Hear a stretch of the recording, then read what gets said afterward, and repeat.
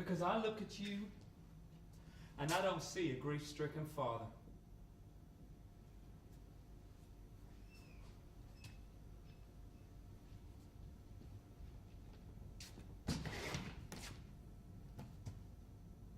And what do you see?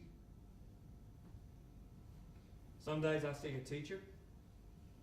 Other days I see a husband, a frightened husband.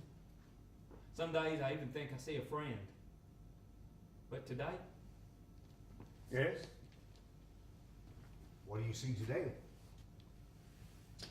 today I see a politician.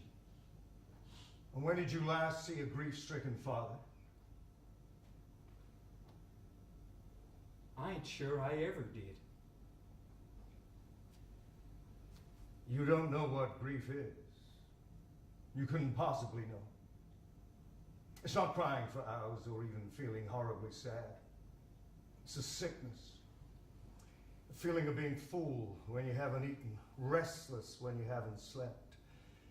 It's knowing that tomorrow will be as unbearable as today.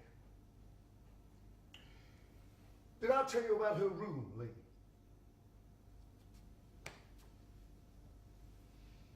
We haven't moved a thing. I tried to once, but her mother wouldn't. The bed still has on the sheets she slept in. The cigarette end is still in the ashtray by the side of the bed. Her lipstick mark still on it. One wall is covered in photographs, from floor to ceiling covered. Lady's boyfriend, high school prom, some with her friends, some on her own, some posed, some spontaneous. One I took on her first day at school. Her mother had put her hair in these little bunches, which she hated. I bought her this huge teddy bear. She was so scared about going to school, so I bought her Mr. Cinnamon to look after her. Her face lit up, and she clutched that bear so tight. And I managed to capture that moment right off. I was never much good with the camera, but that one came out perfectly. So, I go into her room and I look at that photograph. And I curse myself that I managed to capture that moment of sublime innocence so well. Her mother spends whole days in that room. She sits on the bed holding Mr. Cinnamon and she drinks. And she waits for her daughter to come home.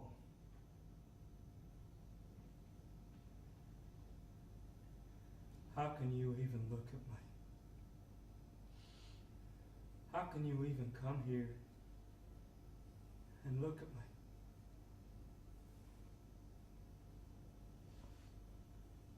Because I have forgiven you.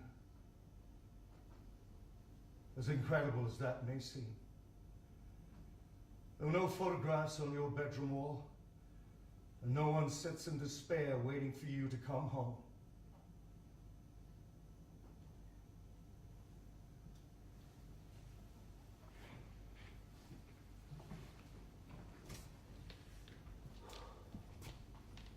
We're ready.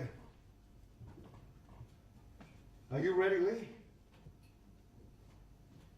But if I go out there and just tell them they can all go fuck themselves? That would make great television, wouldn't it? You bet your ass.